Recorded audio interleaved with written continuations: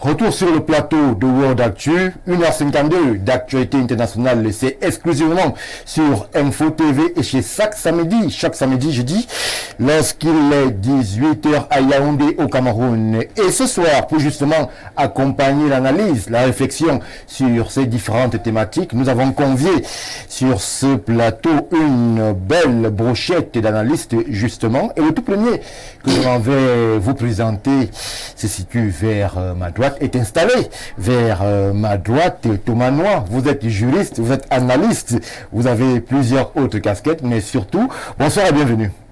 Bonsoir Stéphane, bonsoir à tous les copanélistes, très heureux d'être là. Stéphane, c'est une chance d'avoir plusieurs casquettes, donc c'est Dieu qui donne. Maintenant, quand je l'ai dit, je voudrais, si vous le permettez, Stéphane, oui, allez-y, pouvoir dire un bonsoir aux millions de vos téléspectateurs et puis aussi à mes followers qui m'encouragent tous les jours et puis à tous qui nous regardent. Et puis, permettez également que je dise un bonsoir particulier à un fan depuis les États-Unis qui m'encourage beaucoup dans cette démarche. Merci à vous Thomas Noir pour la présence. Vous aurez vous-même constaté qu'il y a une de vos casquettes aussi qui a été révélée. Vous êtes également auteur. Et c'est à l'endroit de ceux qui vous regardent et de ceux qui vous suivent. Justement, absolument. Vous êtes aussi auteur. À ma gauche, je retrouve un érudit de la science sociologique, psycho-sociologique, le professeur Claude Désiré Noubissi, qui est un fidèle de World Actu, où il est constamment régulier, et il est là, encore une fois, pour nous apporter sa science et sa connaissance des questions internationales. Bonsoir, professeur, bienvenue. Bonsoir, monsieur Mbaga Stéphane, bonsoir aux copanélistes, bonsoir à tous ceux qui nous regardent. C'est toujours un plaisir d'être là. Surtout quand les débats portent sur les questions liées à l'Afrique, nous nous sentons directement interpellés. Alors, professeur, à chaque fois que j'aurai l'opportunité de vous avoir sur ce plateau, je ne manquerai jamais de vous poser cette question. Comment se porte l'université camerounaise? Disons qu'aujourd'hui, l'université de 1, principalement la faculté des arts et des sciences humaines, nous sommes en train de finaliser la session de rattrapage. Parce que les étudiants, vous savez, la donne a un peu changé. Avant, les rattrapages se faisaient au mois de septembre, mais depuis pratiquement 5 ans. Les rattrapages se font juste après la session normale. Parce qu'on avait constaté que quand les étudiants allaient en congé, après les congés, c'était encore très difficile pour eux de se mettre en confiance. Et les notes ne valaient pas, n'étaient pas conformes à ce qu'on attendait d'eux. C'est pourquoi on a décidé de commun accord que juste après les sessions normales, on tient les sessions de rattrapage. Bon, je peux dire que c'est à ce niveau-là que les universités de 1 se trouvent maintenant. Merci, professeur, pour cet état de lieu de l'université de Yaoundé 1 qui, a fortiori, se porte bien. Merci pour la présence. Je m'en vais vers mon extrême droite, donner la parole et surtout dire bonsoir au seul politique sur le plateau, Yaya Bello. Vous êtes cadre, Parti camerounais pour la réconciliation nationale. Bonsoir et bienvenue. Bonsoir Stéphane Baga, merci beaucoup pour l'invitation. Bonsoir aux co-discutants et surtout bonsoir aux nombreux publics camerounais et africains qui nous suivent. Pour nous, c'est toujours un immense plaisir d'être sur votre plateau de World Actu pour parler des questions, World Actu, pour parler des questions qui intéressent les Africains, c'est-à-dire les informations de l'Afrique pour le monde et les informations du monde pour l'Afrique. Rassurez-vous, Yaya Bello, nous sommes exclusivement ce soir sur le continent, bien qu'il y ait des acteurs qui puissent être interrogés hors du continent pour justement observer ces événements qui se produisent sur le continent africain. Une fois que je l'ai dit, permettez-moi de présenter mon quatrième et dernier invité. Lui, c'est le docteur Eric Achille encore. Il est universitaire. Il nous fait une fois de plus l'honneur et l'amitié de sa présence. Bonsoir, docteur. Bonsoir à vous, Stéphane Barga. Bonsoir à votre panel si riche.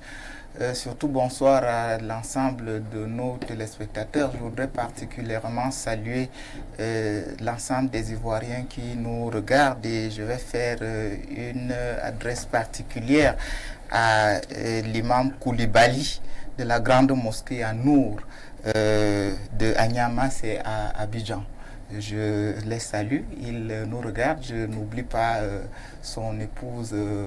Vous savez, c'est pas le rituel de World Actu, mais je vous le conseille quand même. Tout à fait, c'est des gens qui nous regardent avec beaucoup d'attention. Merci pour ce mot chaleureux à l'endroit du peuple ivoirien, un peuple frère au Cameroun qui nous suit de façon particulière à l'imam que vous avez salué, cher docteur Nko. Merci une fois de plus pour la présence sur le plateau. Une fois que je l'ai dit, mesdames, messieurs, sans protocole aucun, tout de suite, on est sur le dossier qui concerne la CEDEAO. Je vais commencer par vous, Yaya Bello, puisque c'est vous le politicien sur ce plateau.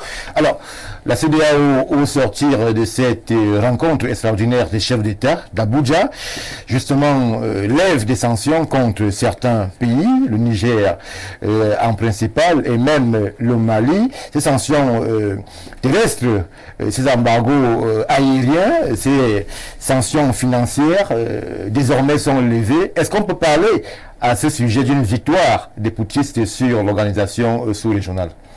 Évidemment, on peut dire que c'est un coup qui a réussi pour les pays qu'on présente comme les pays de l'Alliance, je crois que c'est AES, Alliance des États du Sahel. États du Sahel. Je crois que c'est un coup réussi parce que dans le rapport de force qui les oppose à la CEDEAO, en tout cas à leur organisation sous-régionale, je crois que la dernière actualité, c'est-à-dire le sommet qui s'est tenu à Abuja, oui, est largement à leur avantage.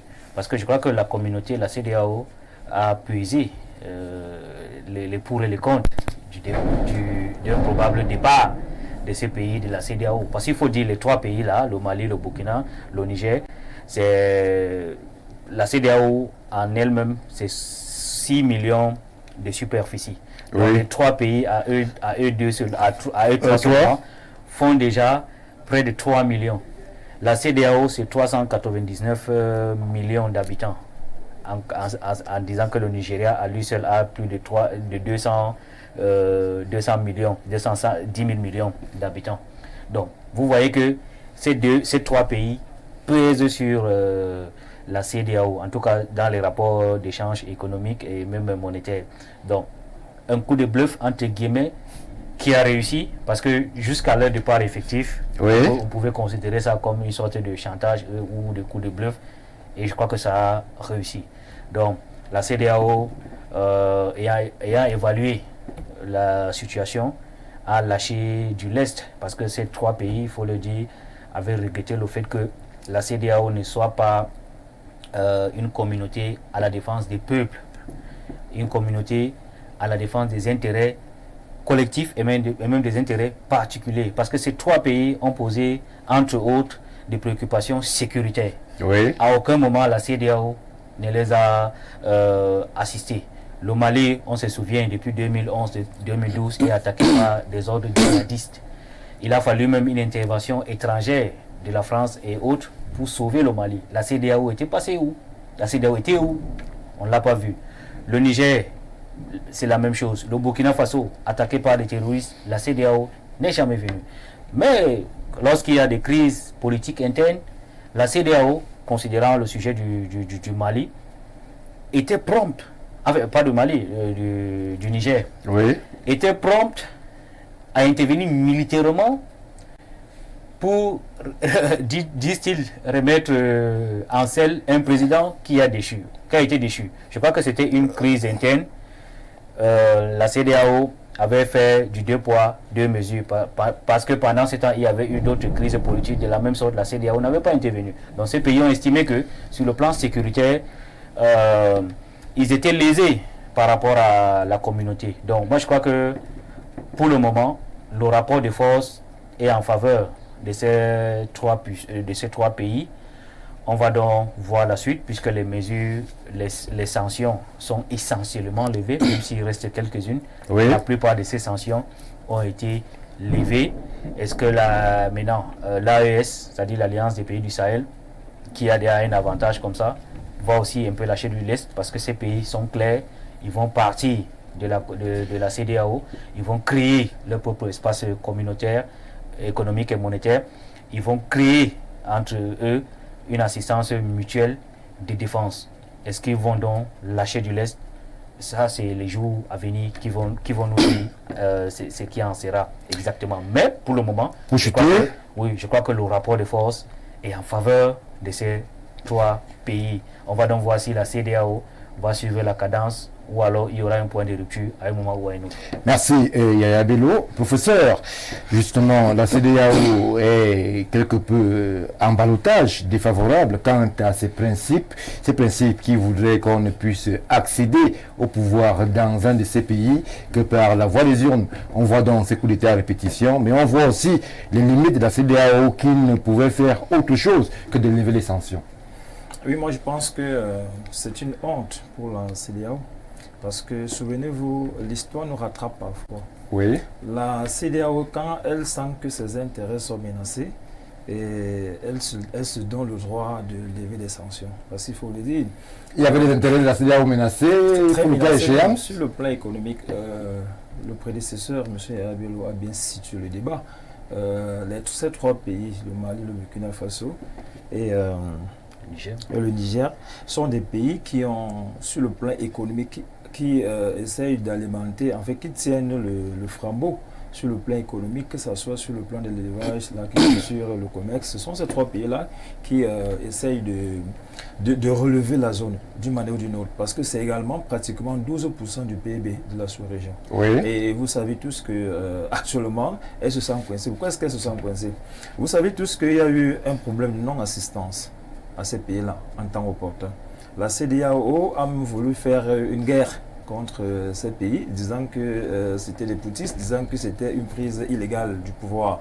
Et n'eût été les interventions d'autres pays, peut-être voisins et frères, la CEDEAO aurait livré une bataille ouverte, une guerre ouverte contre soit le Niger, soit le Mali, soit le Burkina Faso. Bon, moi je vois en ça une vraie honte. Et cette honte continue. Et souvenez-vous, quand le président Muammar Kadhafi a été attaqué en son sein par ces 3 puissances occidentales. Qu'est-ce que l'Afrique a fait? Bon, chaque fois, ces communautés, ces regroupements ne jouent pas le rôle qui est le leur. Le rôle qui est le leur serait de protéger d'abord les intérêts des Africains. À chaque fois qu'ils ne le font pas, moi je trouve que c'est une honte. C'est pourquoi je prends donc cette analyse sous le prisme d'une très grosse honte, d'une très grosse déception de la part de la CEDEAO. Bon, maintenant, comme nous sommes des Africains, une main tendue, qu'est-ce qu'on en fait? Si la main est positivement vue, c'est peut-être mieux qu'on voit le sort, mais ces pays sont sous une orientation très très compliquée. Pourquoi? Parce qu'ils ont décidé de quitter la CEDEAO en 2025, c'est-à-dire pratiquement dans un an. Oui. Et quand la CEDEAO observe, on essaie de se rendre compte que ces gars sont extrêmement faibles. Et quand vous allez lire le commentaire qu'a fait le président nigérian sur la question, il exhorte ces 3 pays à ne pas penser que la CEDEAO est considérée comme un adversaire ou un ennemi. Voilà, est considérée comme un ennemi. Ça montre qu'ils se réveillent un peu très tard même. Pourquoi? Parce que ils ont peut-être pensé, parce qu'il faut le dire, il faut prendre les choses à leur niveau, au niveau élémentaire et au niveau supérieur. Au niveau élémentaire, ces gens ont cru que le Mali, le Niger et le Burkina Faso devaient avoir des problèmes économiques sur eux. Et vous vous souvenez, à une certaine époque, on disait que le Mali aurait des problèmes pour payer ses fonctionnaires et que ça devait amener les populations dans les rues et déstabiliser le gouvernement en place. Mais ces gars ont tenu ferme.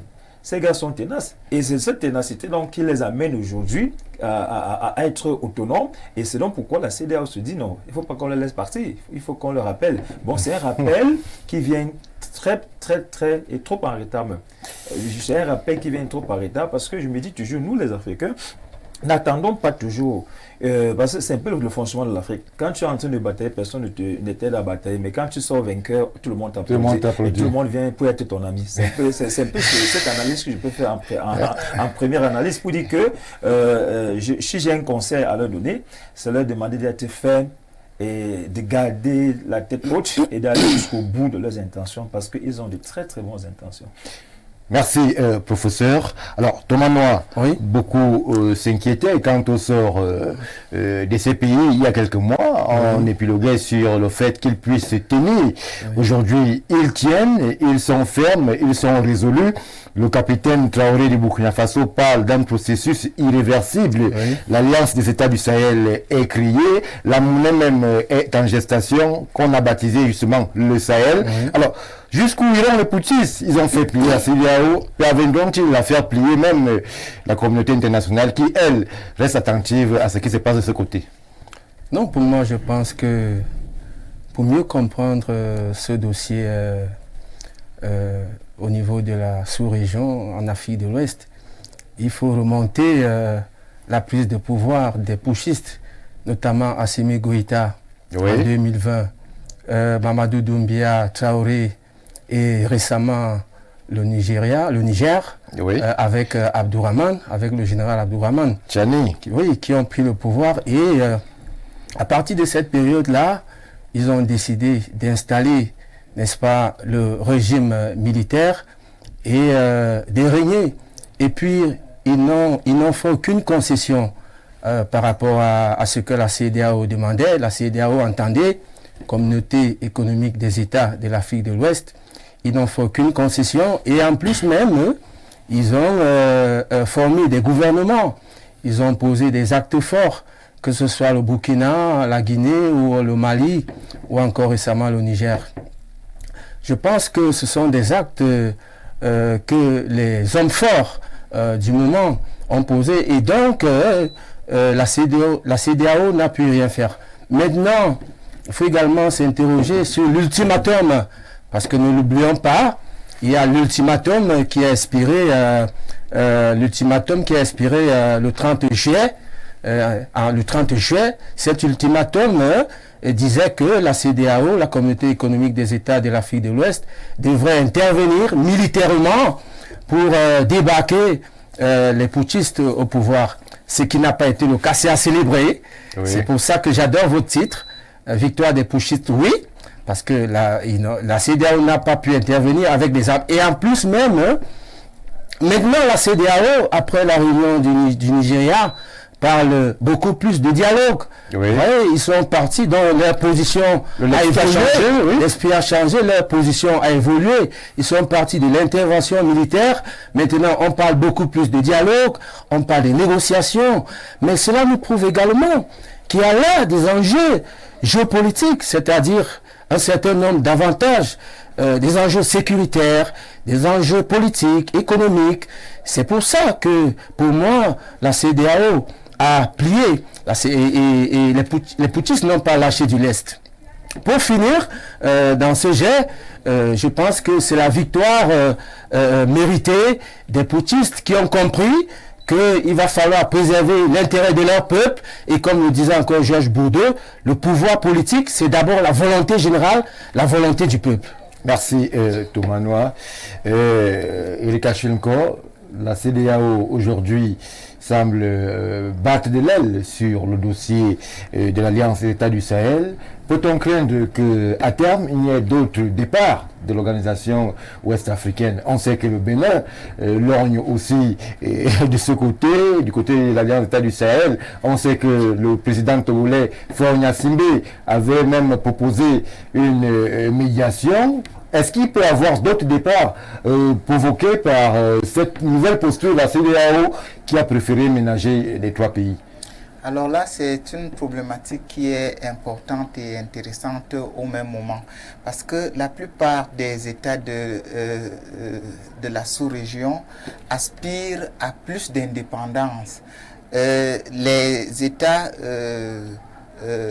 l'AES, en fait, a pour leitmotiv, premièrement, le panafricanisme, deuxièmement, la souveraineté des États, oui. Troisièmement, l'anticolonialisme, ce qui les met en opposition avec cette hypercentralité, ce contrôle de l'Occident, notamment de la France. Donc, c'est un peu la déchirure. Et il y a eu justement bien de coups d'État avant. Mais ces coups d'État n'ont pas connu la même condamnation. Et c'est vrai, la CEDEAO pourrait ne elle a voulu intervenir, mais avant, on se souvient qu'elle est déjà intervenue à des occasions comme celle-là, notamment en Côte d'Ivoire, c'est-à-dire où il y a eu l'aval, il y a eu l'assentiment, il y a pratiquement une dizaine d'années. Donc, cette sortie pourrait la fragiliser. Elle l'a même d'ailleurs déjà fragilisée. Mais ce n'est pas à exclure. Mais je pense qu'aujourd'hui, le fait que cette communauté, la CEDEAO, se soit véritablement remise en question pourrait l'amener à changer de méthode, à améliorer un certain nombre de choses. Voyez-vous, on se retrouve dans un contexte où on fait davantage les yeux doux, c'est-à-dire la CEDEAO fait davantage les yeux doux au Niger. Oui. Parce pour quelle raison? Vous savez qu'en réalité, la France a une relation particulière avec le Niger en termes d'uranium, en termes de richesse et autres. Oui. Et la CEDEAO s'est montrée un peu comme un bras séculier, justement. C'est un relais?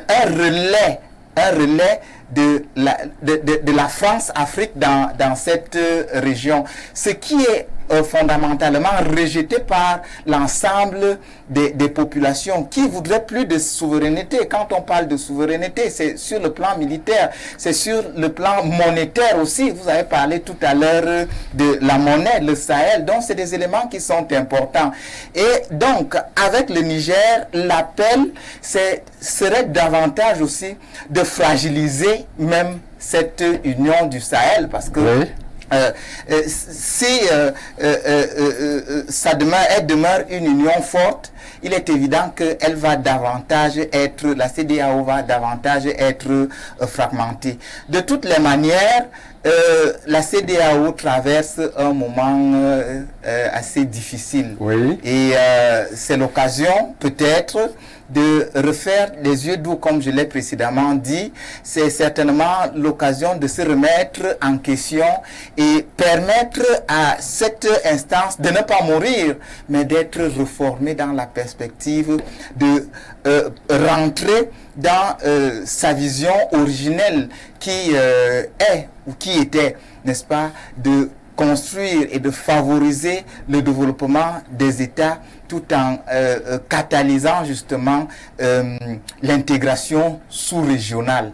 Merci Eric Achille encore. Prenons cette réaction qui nous vient de Libreville, c'est au Gabon. Bonsoir le plateau, bonsoir Stéphane. La CEDEAO est comme un serpent qui s'est mordu lui-même avec des décisions totalement farfelues. Le rapport de force a changé de camp avec des décisions irréfléchies et guidées par un agenda non africain. Cette soi-disant unité africaine et régionale n'existe que de nom. En voulant servir les intérêts de l'Occident, ils se rendent compte qu'ils ont perdu la bataille avec la solidité des trois pays dissidents. Alors, Yaya Bello, très rapidement, nous allons sortir de l'introduction. Vous pensez que la CEDEAO peut muter, elle peut mieux autre chose que ce relais occidental que les trois pays soupçonnent? Vous pensez qu'il peut y avoir désormais des défis africains, non plus des défis dirigés et pensés du côté de Paris, Washington ou Bruxelles? Oui, je crois que tout est... en fait, l'intérêt est pour la CEDEAO de se mettre du côté des intérêts des peuples de sa sous-région, parce qu'il n'échappe à personne que l'attitude de Bola Tinubu, qui est le président du Nigeria et président et président en exercice de la CEDEAO, qui n'a pas peut-être bien cerné la situation, et nous avons tous pensé que on a estimé qu'il a eu des pressions venant d'ailleurs, hors de la communauté, pour gérer les intérêts de ces puissances-là. Parce qu'il était question de rétablir Mamadou Bazoum, qui, nous le savons tous, ce n'est pas un secret pour personne, qu'il est un pion, je crois que le mot n'est pas tué. Disons qu'il est très proche, de la France, de l'Occident. De la France. Disons comme ça. Et pour Paris, il était question de le rétablir Manu Militari. Or, ce n'était pas, la manière n'était pas, comment dire, très fluide et ça a échoué. Bon, maintenant, avec le temps, je crois 7 ou 8 mois après, la CEDEAO, en tout cas sa frange, qui était favorable à ce genre d'intervention pour renverser ceux-là qui ont pris le pouvoir d'une autre manière, a compris que le rapport de force, comme je le disais, est en leur défaveur. Donc, l'enjeu ici maintenant, c'est de ne pas faire éclater la CEDEAO. Parce que si la CEDEAO, si l'Alliance des États du Sahel réussit à se mettre en place, et c'est ce que nous leur souhaitons, parce que de toutes les façons, les États se mettent ensemble pour bien se protéger, pour bien commercer ensemble et pour le bien-être de leur population. Donc, si la CEDEAO aujourd'hui veut exister sur le format actuel, je crois qu'elle doit se réformer. En tout cas, le noyau qui en reste autour du Nigeria, du Sénégal et autres, ils doivent se réformer et se mettre donc en phase avec les aspirations de ce peuple qui demande à bien vivre, à commercer ensemble, à être en sécurité, et que chaque fois qu'un de ces pays est attaqué par des ordres islamiques terroristes, parce que vous savez que cette zone est désertique avec des déserts immenses. Il y a des déserts au Niger qui font 2 fois la taille de la France. Donc le Niger à lui seul ou le Mali à lui seul ne peut pas s'en sortir, mais il faut que la CEDEAO en tant que communauté économique et monétaire et même je crois sécuritaire doit les assister. Alors cette CEDEAO qu'on ne voit pas quand on a besoin d'elle vient quand même au moment où il faut rétablir un de leurs amis, disons comme ça, les mots ne sont pas durs, qui est tombé pour des questions politiques, de politique interne. Donc la CEDEAO a tout intérêt, en tout cas pour ce qui en reste, de ne pas faire éclater le club, disons comme ça, de la sous-région. Mais maintenant, pour ce faire, il faut s'adapter aux aspirations des peuples. Merci Yaya Bello. Professeur Noubissi, l'urgence des réformes, si on veut continuer à exister, sinon c'est sauf qui peut au sein de l'organisation sous-régionale. Moi je pense qu'il y a trop de signaux, trop de symboles qu'il va falloir analyser, parce que ce qui se passe aujourd'hui dans la sous-région de la CEDEAO est une interpellation à toute l'Afrique. Je pense que c'est tous les Africains qui se sentent concernés. Pourquoi? Parce que personne ne voyait cette résistance-là à garder une fermeté et une solidité jusqu'au jour d'aujourd'hui. C'est donc pourquoi j'ai commencé par dire que ce que fait la CEDEAO, c'est une honte, parce qu'elle a compris la réalité vers la fin. Et quand j'ai reçu les différents thèmes, je me suis dit, mais est-ce qu'il s'agit encore même de petits? Est-ce qu'en restant petits sur le plan linguistique, ça ne crée pas de problème, puisqu'ils ont déjà reçu l'onction de la population? Est-ce qu'ils sont encore des petits? Parce que la réalité, c'est que les populations ont adhéré à cette mouvance-là. Sur le pied du canon aussi, il faut le dire. Un militaire qui arrive, il n'y a pas beaucoup de contestation autour de sa personne, parce que tout le monde a peur. Est-ce qu'ils sont passés par le tamis des élections? Est-ce qu'ils ont l'adhésion? Parce qu'il y a des adhésions qui ont été forcées. On ne va pas revenir sur Adolf Hitler, qui a créé une adhésion forcée autour de sa personne. Est-ce que ces militaires-là sont passés par le tamis des urnes pour avoir cette légitimité pour parler au nom des peuples qu'ils disent représenter?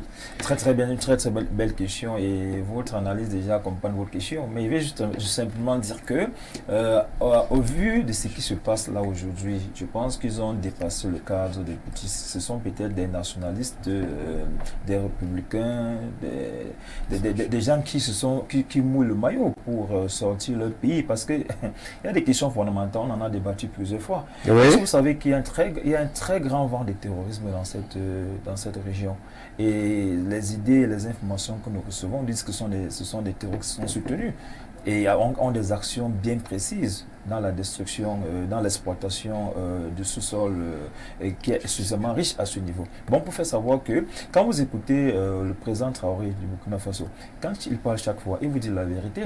La vérité, c'est que ils sont inondés à tous les niveaux par des gangs terroristes. Et lorsqu'on entre dans les fonds baptismaux, on se rend compte malheureusement que ces gangs sont soutenus par des mains invisibles. Vous avez fait parfois, sont soutenus par des mains invisibles, et qui sont parfois connus aussi, qui sont parfois visibles du fait de nos analyses. Bon, il faut savoir que je suis très d'accord avec ce qui se passe là-bas. Très d'accord, pourquoi? Parce que en tant que panafricaniste, déjà, j'aime bien le dire, je suis très d'accord quand les Africains se mobilisent pour défendre leur cause. Et moi, j'aimerais bien qu'il y ait une adhésion. Justement, professeur, on parle d'adhésion, mais beaucoup sur le continent s'inquiètent aussi sur ces messieurs qui débarquent à la tête de ces pays. Les questions de transition commencent aussi à poser problème. Au Niger, il y avait un agenda qui semblait être de nature à remettre le pouvoir civil après un moment. Il n'en est plus question. Au Mali, les élections ont été reportées. Au Burkina Faso, on n'évoque même pas cette question de la remise du pouvoir civil. Alors, est-ce qu'il ne faut pas craindre aussi une éternisation au pouvoir avec les méfaits qu'on connaît lorsqu'il y a cette quasi-divinisation d'un homme, peut-être fut-il au service d'un peuple?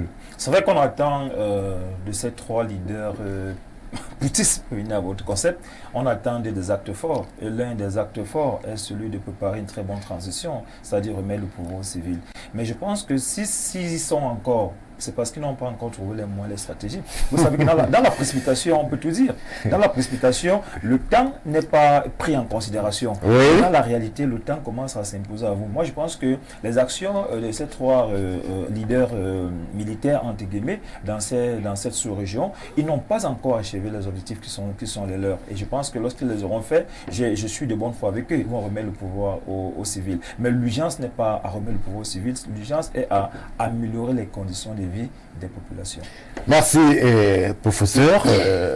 Thomas Noir, la situation dans ces pays semble s'améliorer. Nous avons une récente étude du FMI et des agences, quelques agences financières qui font savoir qu'au Niger, le pays se porte plutôt bien sur le plan financier et qu'il y a même la croissance qui est prévue courant 2024. Comment comprendre donc un pays, comme disait si exsangue, un pays, comme disait à genoux financièrement, puisse retrouver un peu de sérénité alors que c'est un militaire qui est au pouvoir et qui est d'ailleurs contesté par toute la sous-région?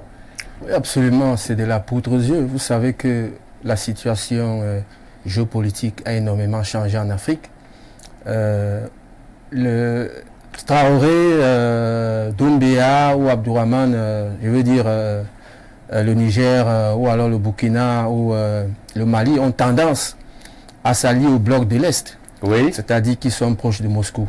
Donc il s'agit là d'une bataille, n'est-ce pas, d'un rapport de force où il va falloir, il faut imposer le bien-être du citoyen, où il va falloir trouver des équilibres pour que la société malienne, burkinabèse et nigérienne puisse retrouver l'état de citoyenneté. Et vous savez également que la métropole a beaucoup fait le pied de nez dans ces pays-là à cause de leur uranium. Donc pour moi, je pense que l'enjeu, le centre intérêt aujourd'hui, c'est que on arrache sa souveraineté. La souveraineté ne se donne pas, mais elle s'arrache. Oui. Pour moi, je n'aimerais plus qu'on appelle ces gens-là putschistes. Pour moi, c'est un mot qui me dérange. Oui. J'aimerais qu'on dise les hommes forts. Hein, les hommes forts parce que les États n'ont pas d'amis, vous le savez autant que moi, mais il n'y a que des intérêts.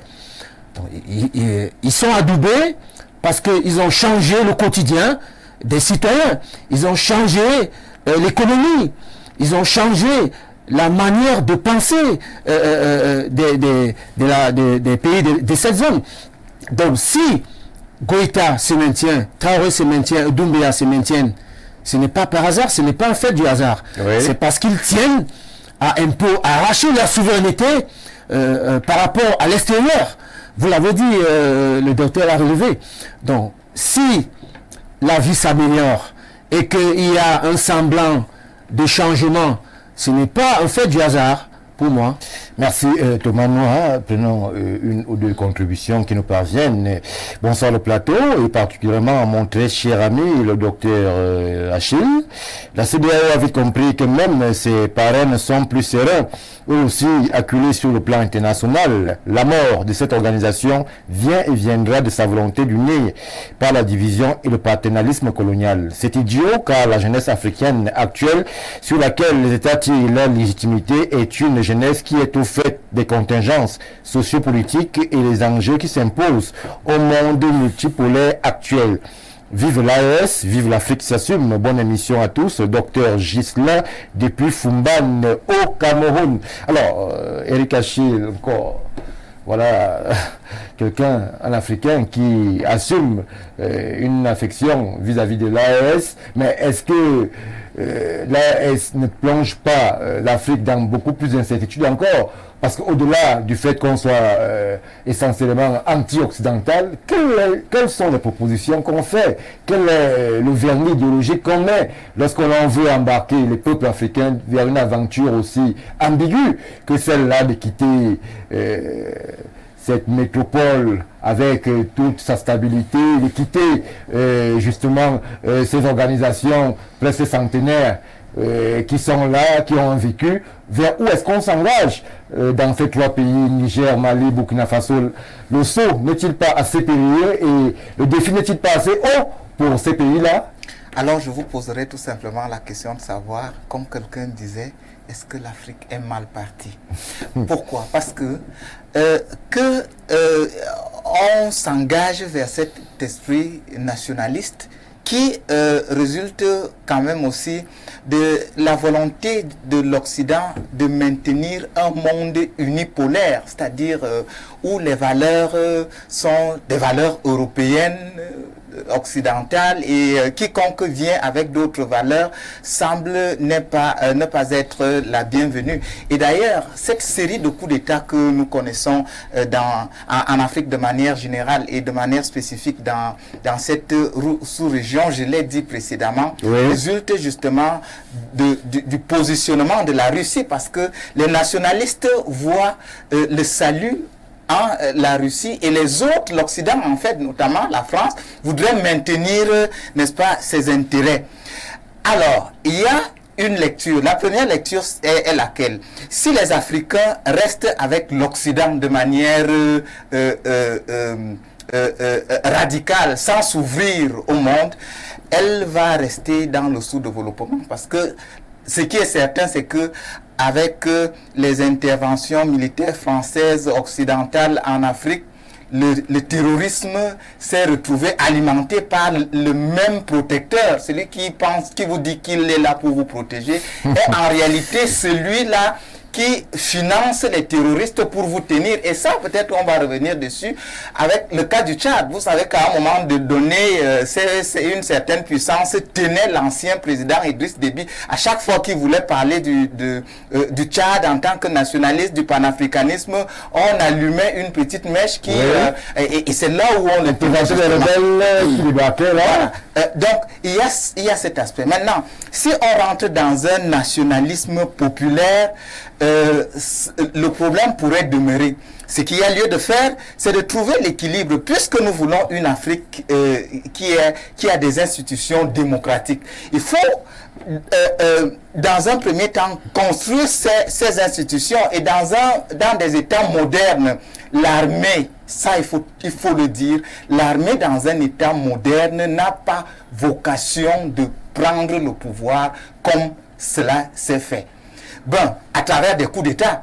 Mais maintenant, si cela est arrivé parce que le peuple l'aurait voulu, ce qu'il y a lieu de faire, c'est de créer un mécanisme pour la transition civile. Et je continue à dire que aucun militaire n'a pu développer un pays, même dans les pays où on pense, et ça c'est clair, même dans les pays où on pense que l'armée, c'est des militaires qui sont venus. On va souvent donner l'exemple du Ghana. Raoul, il est parti et il est revenu en tant que civil.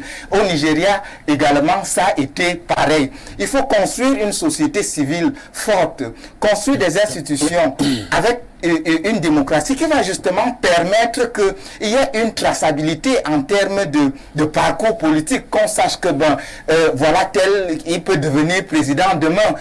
Mais quand le jeu politique est verrouillé, et justement, ces militaires qui arrivent au pouvoir tombent souvent dans ces erreurs parce qu'ils veulent se maintenir au pouvoir par moments au détriment de leur propre idéologie même. Et c'est ça qui crée souvent ces coups d'État qu'on connaît.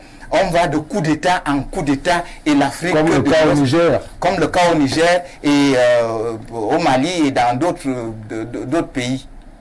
Merci Eric Achille encore pour cette lecture de cette situation du côté de la CEDEAO. La CEDEAO a semblé donc plier face aux poutistes, mais on sera attentif vu que la question des transitions reste toujours d'actualité.